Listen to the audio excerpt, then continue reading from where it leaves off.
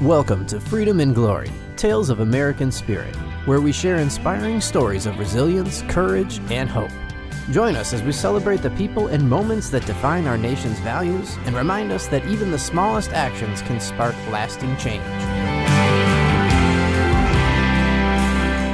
And here's your hosts, Liz Morris and Bill LeMay. Today, we're joined by Neelesh Patel. He is the president of NetFriends, a leading IT services company in Durham, North Carolina. And Neelesh came up during the dot-com bubble in San Francisco, navigated through the burst, 2008 recession, and he's going to share his journey of entrepreneurship, leadership, and fostering a culture of service. So thanks for being with us, Neelesh. Absolutely. It's my pleasure. Can you tell us a little bit about yourself? Sure.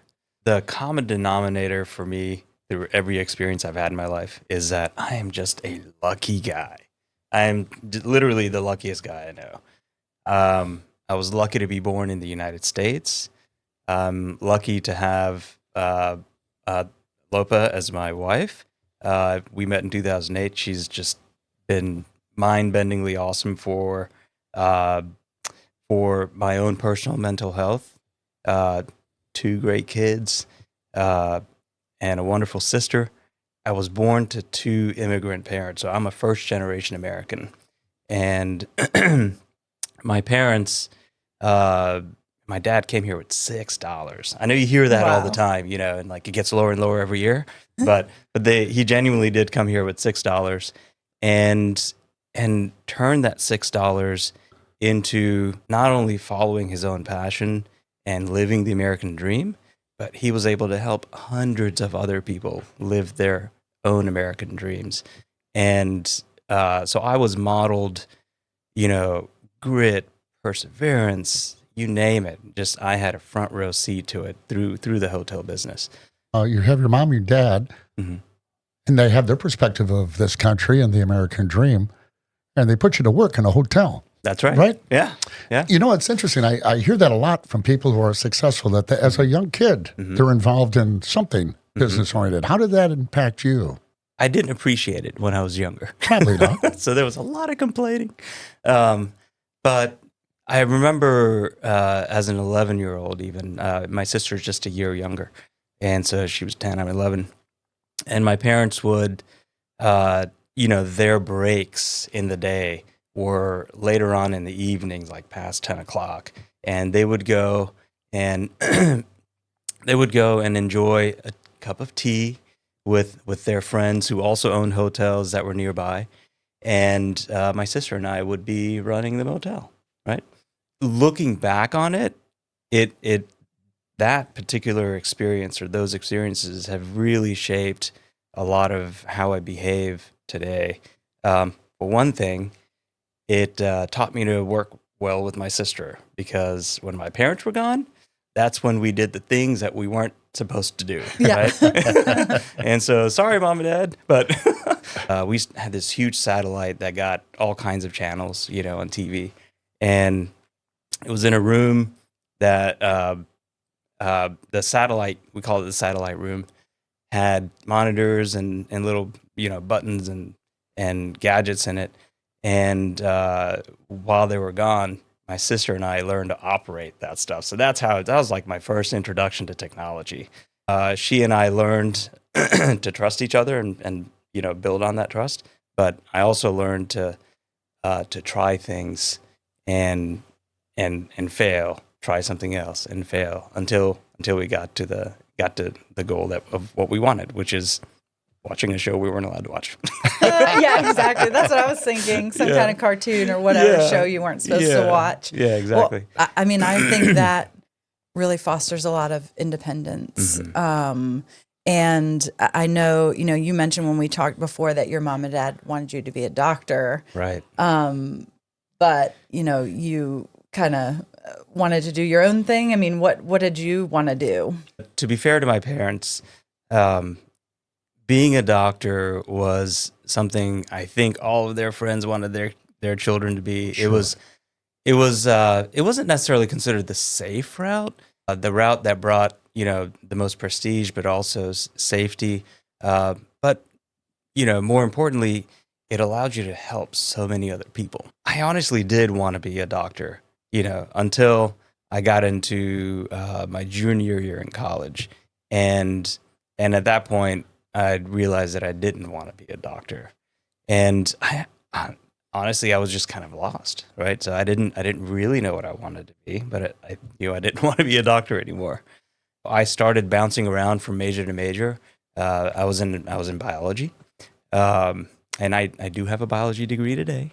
But I tried art, I tried philosophy, I tried psychiatry, right? I bounced around all these things. In the end, ended up with biology. I did know that the one thing I wanted to do was to do something similar to what my parents did, which is, owning my own business in some form, but not just own a business for the sake of owning it, but to be able to help as many people as I could, because I saw the sense of fulfillment that my parents had in helping people who, in this case, weren't able to help themselves in the way that they wanted. I remember there was a gentleman who really wanted to go to medical school, and he just couldn't afford it. My parents paid his way through medical school, and they wouldn't have been able to do that if they didn't have their own business, right? And we used to take 3-month vacations to India. I say we, my dad always had to come back for some reason because of the businesses. But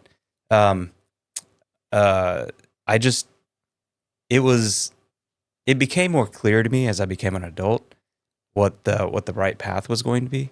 But I didn't feel like medicine was going to give me that path. I thought medicine was basically a lifelong job, right? And so I steered away from that and wandered aimlessly for a little while. You delivered pizza for a while. Motivated you then at that point to go, you know what I want to do? So I want to go into the IT business. That seems kind of quite a difference from being a doctor or something else. Yeah. I mean, how did that happen? So I used to work in the IT labs at Chapel Hill. So when you were in college, if you went to an IT lab, you had to sign something. I was one of the people who sat there and occasionally helped people troubleshoot Password resets, or like, I can't get to Word. It's like, it's right there with the W. In my spare time for fun, I used to do 3D imaging and modeling on computers, right? But what really pushed me into it was I was delivering pizzas, and my parents, who thankfully paid for my college education, were rightfully so very concerned about the investment they'd made. They did this masterful thing, which is pulling me out of UNC, and they sent me, and I know this is going to sound really bougie, but they sent me on a multi-week backpacking trip to Spain with one of my cousins who was already planning the trip.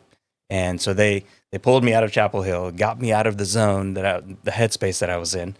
And then when I came back from Spain, they had a heart-to-heart with me through my uncle and aunt, and they were like, "Listen, you have to do something." And I was like, "Okay." And so I essentially I went to the college version of the guidance counselor, and he was like, "Yeah, you should probably do something in IT," and he like left this book behind of potential jobs and careers. And so I was just thumbing through it, and I was like, and my finger landed on MCSE, which is a Microsoft Certified Systems Engineer. It's a Microsoft exam, a certification that you take 6 exams, and you get the certificate that shows employers you're qualified to work on Microsoft systems. And it typically takes people 6 to 9 months to do it, because generally people are working and studying for it and doing it. But I had just freshly come out of, reading, regurgitating information on standardized tests, and so I applied that same logic. So basically, I would start reading on Sunday, and then on that Saturday, I would go and take an exam. And within 6 weeks, I was able to successfully complete the program. And so I said, hey, Dad, I did this thing. It was pretty impressive. And, just patting myself on the back, just young and just full of energy. And I said, can you buy me a ticket to San Francisco to go visit my friend Amit? He was a college friend of mine who's working in the .com, the hub of the .com in San Francisco for a startup. Exactly what you think it was going to be like, run by kids who are just 3 years older than you. And just, it's just a party every day. He bought me a ticket to San Francisco, and while I was in San Francisco, my friend was too busy to hang out. They were developers, and so they were working, probably 16, 18 hours a day. I mean, they were just, enjoying it, but they were working very hard. The CEO of the company noticed that I was hanging around the office, not much to do, and so he's like, "Hey, Neelesh, you wanna hang out? Your friend's too busy to hang out with you. I'll hang out with you." And so I hung out with the CEO of this company for almost a week, and just formed a great bond with him. And he basically was, when I left, he asked me if I was looking for a job, and me being the intelligent person that I am, said no. I'm not looking for a job. But I have this Microsoft cert, right? And he's like, "Oh, okay." And so when I got home, back to Wilson, there was a voicemail waiting for me from a company called Bind Networks that he, shared my information with. And they interviewed me, and they said, "You did absolutely horrible. However, you were highly recommended." And you'll see, this is a lot of luck, right? They said, "Why don't we do this? You came highly recommended. Why don't you come and live with us for a month, and you can work at Bind Networks, and that'll be your probationary period. If you make it past the first month, then you have to move out of our house, but but you have a job, and so you can move into some of your own place. If you fail, then you got a free month in San Francisco, and you can do what you want." And so that's I'm sorry, it's a really long answer to your question, but that is how I got into IT. Well, and the rest was history. He is lucky. I know. Wow. I should shake your hand again once we're done. Maybe it'll rub off. But I know, through that experience, you ended up kind of starting your own business. That's right. Which is so interesting because it sounds like the time you were motivated to do that was kind of when things were sort of crumbling around in the .com space in San Francisco. How did that all get set up? What luck brought you that, or how did that motivation come about? So things were falling apart all around us, and so there was a single person who was responsible for me even thinking about starting my own company. His name is Eddie Deere. He used to work at this company called Richard Pollock and Associates, or interior design firm. And he said, "Neelesh, I think you need to look around and see what's happening and think about going off on your own. Otherwise, you're going to get pulled down with the ship and you're going to drown." And it didn't feel right? Because this isn't a customer that I brought onto. It's not an account that I brought in. It was an account that I was assigned to. And so I mulled with it for a while. And eventually, while I'm thinking about it, I'm seeing, customers that we're supporting, dropping like flies, all around us.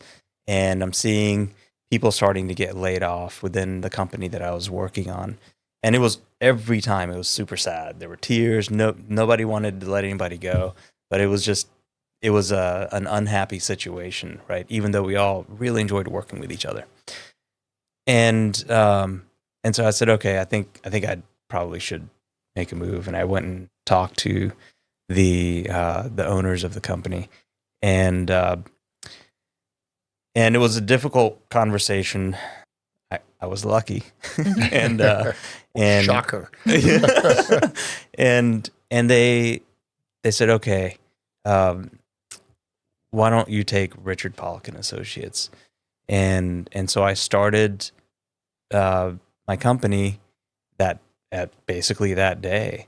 I named it Minoxie Networks. So that's my mom's name is Minoxie, and in our culture, the children have their dad's name as their middle name, and so the father's name always lives on. And there was no way for my mother's name to live on, and so I was like, I'm going to name the company after it because it's going to be around forever.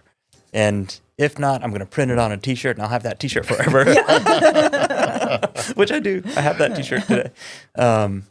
But that's pretty much how I got started. It really brought me into the interior design industry in San Francisco, and so before I knew it, I had tons of interior design customers that were not failing during the .com. And so what was failing in the .com era were a lot of IT companies, right? Technology companies, and then feeder companies that supported the technology companies. But, interior design firms, they were doing okay. I mean, they were hurting a little bit too, but not in the same way.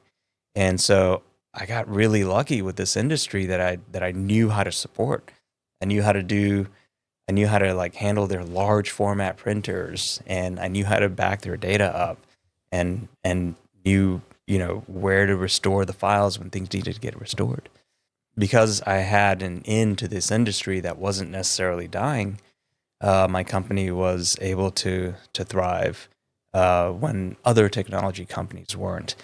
And it was a good thing because I had a lot of friends who were seriously struggling when the .com when the bubble popped. My best friend to meet was delivering flowers for a while. He's a really intelligent developer. Through Minoxie Networks, I was able to kind of employ some friends to do various things that you do when you start a company. Yeah. Right. So I needed somebody to create a website for me. Boom. So I was able to pay a couple of months rent with that. Needed somebody to do the copy edit for me because I was not great at that back then. And so boom, that was a couple of months rent for somebody else. I was able to, I had a 2-bedroom, single guy. And so there was another friend who just could not support himself for various reasons, but I was able to just let him come and stay with me, and he stayed with me until he got back on his feet. It was fantastic. So I got to do a lot of those things, and for the first time in my life, I started feeling like I was doing something similar to what my parents were doing, and I got to tell you, that just felt great. Is that why you then, because this was a very successful company, right? And then did you not sell it? Or at some point and say, you know what? I think I'm going to go home. I did sell it. Yeah. Before I sold it, though, I started another company. That's right. What was that? What was that company? That company, so we called it Red Knight. Yeah. And that company was based out of Costa Rica. A few of my other friends who were struggling at the time were the CEO and the CTO of their own company, and they came to me and said, "Hey, we have an idea for a business." And I'm like, "Yes." And does it have a beach? Yeah. I feel lucky. His name is Cameron, the CEO. Uh-huh. And so Cameron came to me and was like, "Listen, you have to stay in the internet. You have to, whatever you do, you need to base your next business on the internet." And I was like, "Okay." I was like, "I only know how to support infrastructure. I don't know anything about development and all that stuff." And he's like, "Don't worry, I do." And he's like, there's two types of companies, two types of industries that are thriving on the internet right now. And he said, it's porn and online gambling. There you go. And I was like, can't wait to go home and tell mom about that. Another company can name after your mom. Oh my God. That would probably live forever. Yeah. That would go over like a lead balloon. Transform your space and build pride in your organization. Carrot Top's custom flags and products are designed to help your school, business, or facility stand out and inspire. Explore your options today at carrot-top.com/custom. That's carrot-top.com/custom. So online gambling was the what we based it around. And but I still wasn't comfortable with it. I don't know, that still feels illegal. And so his idea was not to actually do gambling. His idea was to become a turnkey developer of other folks in other countries that wanted to have an online gambling storefront online. And so there's this platform called .NET that had just come out and the development space is kind of revolutionary back then. It's made coding a lot easier and you can get things done a lot faster. And and so he's like, we have to go to where the hub is. And I was like, where's the hub? And because obviously it didn't sound like it was in San Francisco.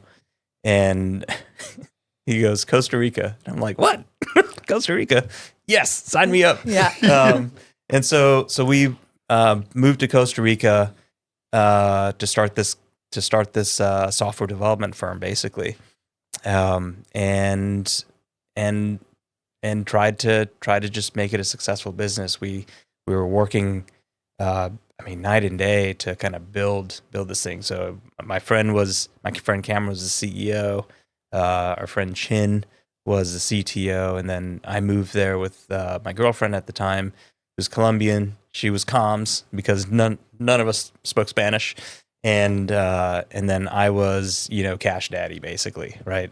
And and so we tried really hard to make that business work, but we were actually able to convince a VP of Bet on Sports, which was the largest company, online gambling company back then. We convinced him to come over to our company. This was like my first real introduction to mental health and the impact it can have on business. I didn't know it at the time, but in hindsight, my friend Cameron was going schizophrenic, and so this VP that was coming over had a little one-on-one with me, and he's like, you need to let this guy go. He's going to ruin your company. And of course, this guy's my friend. I was like, I guess our relationship's over, sir. And Right. we just went on, but that the business did end up tanking because of that. And so then I came back to San Francisco to lick my wounds. It sounds like you were a success in that you had found these avenues to support your friends and kind of support others. What then led you back to North Carolina? Why'd you leave that all behind? Oh, yeah, that's a great question. While I was in San Francisco licking my wounds, I still had Minoxie Networks. So that was actually funding the entire project. At some point after I came back, I had this epiphany. It's like, troubleshooting computers troubleshooting bodies is probably just like troubleshooting computers. I mean, it's all prescriptive, right? Mhm. I mean, how different can it be, And so I decided at that moment that I would go and give medical school a shot. And so I got into medical school. And while I was in med school, I decided to sell the company because I needed to pay for med school in some form. So that's why the company was sold. I sold Minoxie Networks. I did get a lot of financial help from my parents, but I didn't want to like suck all their money dry, And so while I was in med school, there was a housing crisis of 2008, and my parents are in the hotel business. And if you recall from 2008, nobody was traveling, right? That's right. Nobody was going anywhere. My dad, who I've never, he's never asked anything of me, financially. And he still didn't ask me anything of me financially, but I knew about, some of the debt that they've gone into to keep their hotels running. And I decided in that moment that I couldn't sit by and watch this happen. And so I dropped out of med school, moved back to North Carolina. Thankfully, I ran into NetFriends, where I'm at now. And NetFriends was able to, put me in a position of being able to help not just myself, but my parents. Well, let me guess. You started stocking the shelves at NetFriends, and 2 weeks later, you're the CEO. Yeah, exactly. Now you're running things. Is that how it worked? This was a great podcast. Thank you. But what does NetFriends do? I'm just curious. So NetFriends is an IT support company. We do everything from cybersecurity solutions to help desk, to outsource help desks. Let's say you have a biotech company, but you're too small to have your own IT team, and you don't have anybody on your current staff to manage the intricacies of technology, right? Because you have to manage your data, you have to manage security, other logistics that are involved in making sure any business works, not just biotech, right? From a technology perspective. And then on top of that, you've got this whole compliance thing, right? NetFriends comes in and basically does all of that. So you can think of us as, before we started recording, we were talking about how it'd be nice to have a moving concierge, right? To help with all your moving, details. NetFriends is basically an IT concierge, right? Anything that whatever business goals you have for your business that intersects with technology, NetFriends will be there to help you advance those goals. That's wonderful. I mean, and nowadays, everything's technology. Everything's on the net. You cannot have a business and not be on the net. Can I ask, but I'm just curious, you mentioned security, online. It just seems every day I'm reading or hearing about somebody being breached or hacked. Yeah. How dangerous is it out there right now? You have to address that, right, with your clients. Mm-hmm. How do you keep them safe? We like to think of it, security, an appropriate security structure is kind of like an onion. So you have to have various layers of support, right, or various layers of security involved. So on the very outside layer is, you can think of it as a firewall, right?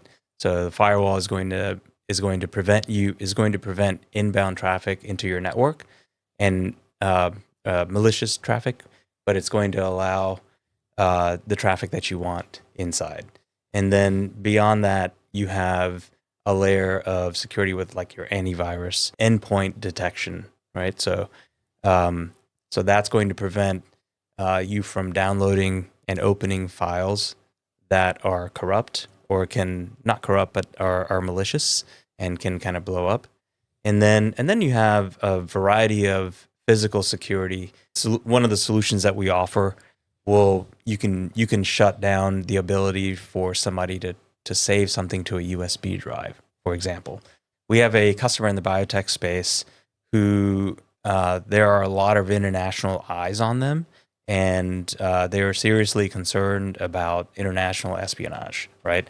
In fact, the person who brought us into that company has dealt with that, is working next to this person who we knew on a very personal basis. We're really good friends, and that individual happened to be a spy for a different country, and he was siphoning information. We have to think about those situations as well. So it's not like you can just put a firewall in and you're good. You have to create all these rules and policies that prevent these kinds of things from happening. Sounds like a movie. Back to your story about your friend in the mental health space, it seems like that's another theme you've kind of carried forward or already existed at NetFriends, a value you all shared. Like what have you and NetFriends done in the mental health community? So my partner John and I, it's not that we weren't aware of the mental health, crisis that was happening, just around the country. Things came to a head at NetFriends. Like we both became aware of it at the same time, as did NetFriends. In 2016, there was a wonderful man by the name of Bill Larson that we lost on our team due to mental health issues. There was nothing in sight for any of us. There was no way we could tell anything negative was happening in his life. So we knew he had, kind of lost the love of his life. But that's kind of all we knew. And after his passing, we learned a lot more about what was going on. And what we discovered was that he just didn't have all the support systems that that most of us normally have, right? As a tribute to Bill Larson, there's a walkathon that takes place starts at Angus Barn. Walk for Hope. Walk for Hope. Yes. Yeah. So John and his wife Liz, they personally started buying tickets for everybody in the company to go participate in the Walk for Hope, and we would initially it was in support of Bill and in support of his memory.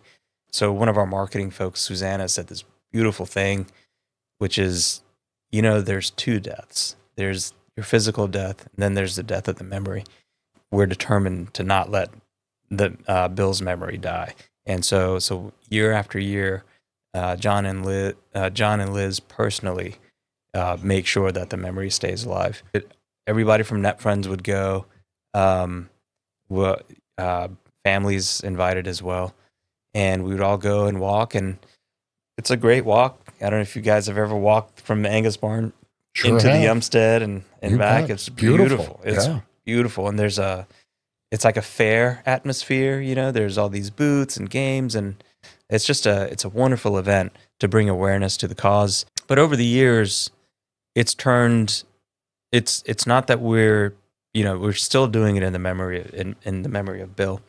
But over the years, it's really become a way for us to remember that, not just IT being a difficult space to operate in, because we start our work when someone else is having a bad day. Yeah. Right? Yes. And so you can imagine the impact that it has on basically first line of defense, right? But so there's definitely some issues with that kind of stress. But on these walks, we would think about all the different kinds of support systems that are required to keep someone mentally healthy. And it really got us thinking about what we're going to do at NetFriends to prevent things like this from happening. Only a handful of people at NetFriends know this because it's an HR thing. So we don't talk about it widely.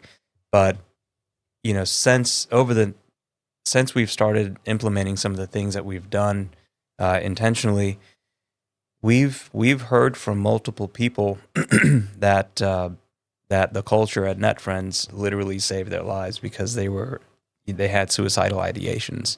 Wow. And they were very thankful for what we've created at NetFriends and the emphasis on mental health that we have. Oh, that's amazing. Yeah. How did that, I don't know, that had to feel incredible to get that feedback. It did. I'm sure it's pushed you all forward to continue. It gave us the fortitude and like the energy that we needed to continue forward with that. But it also gave us this sense of humility, it's just, you never judge a book by its cover type thing, right? Because you never know what's happening in people's lives. And so, I mean, we built our core values around it, right? So we make sure we live through our core values every day. We use Slack for internal communication, and there's a channel called Core Values. And every time somebody sees somebody upholding any of the core values, they get what's called karma. Like, so somebody, it's not like a leader has to do it. Literally anybody in the company can call somebody out and catch them doing the right thing. And so that core values channel was started by our customer success manager, Sean Pate, who you know. It's doing things like that is really what, makes Net Friends just a great place to be for your mental health. Yeah. Yeah. And mine. Not just written on a wall somewhere. Yeah. The values really Right. looking to highlight, where people are living them. Mm-hmm. Well, you are lucky, but you've come a long way since that young man traveling around delivering pizzas, wondering what to do. Yeah. As you look over your shoulder now, you probably have redefined what success is, I guess, but there's somebody perhaps right now delivering pizzas who's doing in the same spot you were in. What would you say to them? I would strongly urge them to focus on finding a thing to do that's going to be able to help as many people as possible. Because at the end of the day, you can make all the money you want, right? And I'm not saying I'm independently wealthy or anything like that, but my family's okay, right? So we're not starving, and we probably won't. But that alone isn't going to provide fulfillment for me personally. And if you are not personally fulfilled, then you're not going to help your family move forward in a positive direction. I don't believe you can. For me, knowing the impact that I've had or can have on other people's lives is how I gauge success. So I'd say focus on what you can do to help the most people you can, even if it's delivering pizzas. If you are able to get the pizzas on time and try not to kill anybody on the way there, like if that fulfills you, and if you feel like you're helping with that, helping the world doing, move forward in that way, then do that. Don't make it about money, because that's only going to get you so far. I think that's awesome advice. Mm-hmm. Yeah. Thanks for coming on the show, Neelesh, and sharing your story. I need you to give me 7 numbers before you leave. Yeah, exactly. Thank you so much. Yeah. Thank you both for having me. Yeah. This was fun.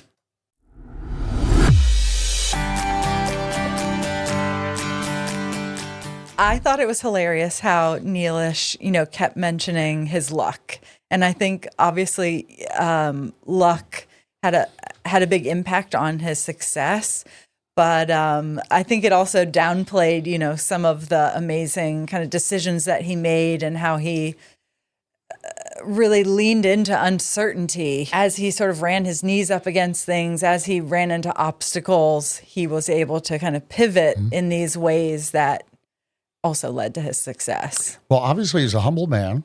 He doesn't want to brag about himself, but I think opportunity when you take that risk, and he seems to be the guy who did do that. He may consider it lucky, but a lot of people would have walked away or maybe not taken that risk, and he was rewarded for that. But the other thing I noticed about him was, and I so agree with him, as I think as you go through life, you learn as you go, hopefully, that taking care of your emotional business and other people meant more to him than how much money he made. And I noticed that with a lot of the people that we've had on the podcast, that is an important thing for a lot of people. So redefining success, it was interesting to hear what he had to say about that. Mm-hmm.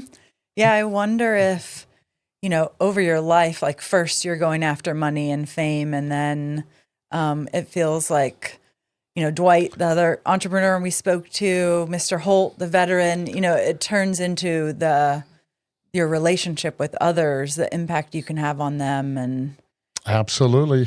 What do they say? You can't take your money with you, but you can have people show up at your funeral, I guess. Yeah. Maybe that's what it is. So what do we got coming up next week? Yeah. So next month we have a special episode for Memorial Day. And we're going to feature the voices of those who've served. So we'll sit down with a few veterans and they'll share their stories of sacrifice and resilience, what freedom means to them. Can't wait, Liz. Me either.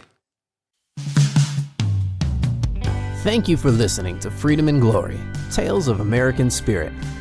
We hope today's story inspired you to take action, embrace challenges, and pursue your dreams.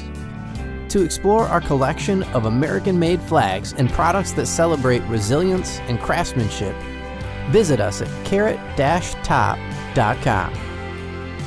That's carrot-top.com. Don't forget to subscribe, leave a review, and share this episode with others who appreciate stories of determination and hope. Until next time, stay resilient and keep your flag flying high.